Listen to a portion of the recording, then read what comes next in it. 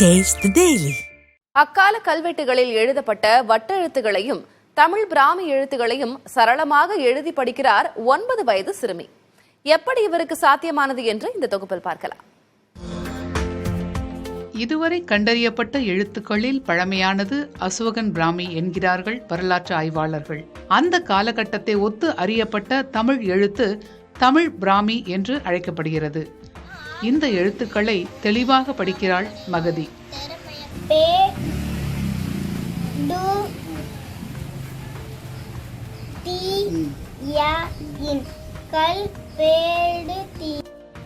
செங்கல்பட்டு மாவட்டம் மதுராந்தகத்தை அடுத்த லட்சுமி நாராயணபுரம் பகுதியை சேர்ந்த வரலாற்று பேராசிரியரான மதுரை வீரனின் மகளான மகதி தந்தையின் தொல்லியல் கள ஆய்வால் ஈர்க்கப்பட்டு தமிழை எழுத்தை கற்றுக்கொண்டதாக கூறுகிறார்.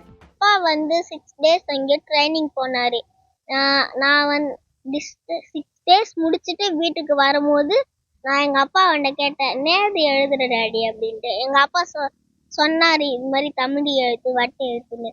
நான் அப்புறம் அடம் முடிச்சு கேட்டேன். எங்க அப்பா கொஞ்ச நாள் கழிச்சு சொல்லி தந்தாரு. இந்த தமிழ் எழுத்தோ வட்டு எழுத்தோ 2000 வருஷத்துக்கு முன்னாடி கண்டுபிடிச்சு எழுதுனது. அந்த எழுத்துல நான் எது சொன்னாலும் எழுதுவேன், எது சொன்னாலும் படிப்பேன். இது மாதிரி எங்க அப்பா நிறைய இடத்துக்கு கூட்டிட்டு போயிருக்காரு. இந்த கல்வெட்டு படிக்கிற இடத்துக்குலாம். அந்த இடத்துக்கு நான் போய் வாசிக்க சொல்லுவாங்க சில பேர், அவங்க கிட்ட நான் வாசிக்க காமிப்பேன்.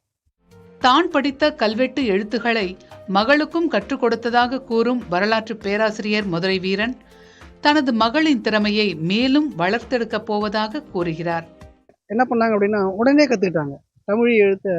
எனக்கே ரொம்ப ஆச்சரியமா இருந்தது அவங்க கத்துக்கணும் அந்த விஷயம். உடனே அதுக்கப்புறமா வட்ட எழுத்துன்னு ஒரு ஸ்டேஜ் இருக்குது. அதாவது எழுத்துக்களில் தமிழ் எழுத்துக்களில் 2-3 வகையான எழுத்துக்கள் இருக்குது. அது தமிழ் வட்ட எழுத்து, அப்புறம் சோழல் கால எழுத்து, இந்த வெரைட்டி இருக்குது. இப்போ இருக்கிறதுக்கு ரீசெண்டாக பண்ண இருக்கிறது தற்கால எழுத்து. இப்போ தமிழ் எழுத்துன்றது பார்த்திங்கன்னா 2000 வருஷம் பழமையான எழுத்து, 2500 வருஷம் பழமையான எழுத்து. அது பார்த்திங்க அப்படின்னா கோடாக இருக்கும், அதிகமான வரிகள் வார்த்தைகள் இருக்காது. வட்ட எழுத்துன்றது அப்படி இல்லை, நிறைய ஆவணங்கள் நிறைய வரிகள் வரும் அதில். அது கொஞ்சம் வட்டெழுத்துன்றது கொஞ்சம் கடினமானது. கல்வெட்டுகள் கற்றுக்கிற ஒரு சில மாணவர்களுக்கு ரொம்ப கடினமாக இருக்கும். அதையே அவங்க என்ன பண்ணாங்க, ஈஸியாக கற்றுக்கிட்டாங்க. நாம் எதை செய்கிறோமோ அதைத்தான் பிள்ளைகள் பின்பற்றுவார்கள் என்று சொல்வதை நிரூபிக்கும் வகையில் மகதி தொடர்ந்து தந்தையின் கள ஆய்வுகளில் உடன் பங்கேற்று தொல்லியல் துறை குறித்து தெரிந்து கொள்ளப் போவதாக கூறுகிறாள். புதிய தலைமுறைக்காக செங்கல்பட்டிலிருந்து செய்தியாளர் உதயகுமார்.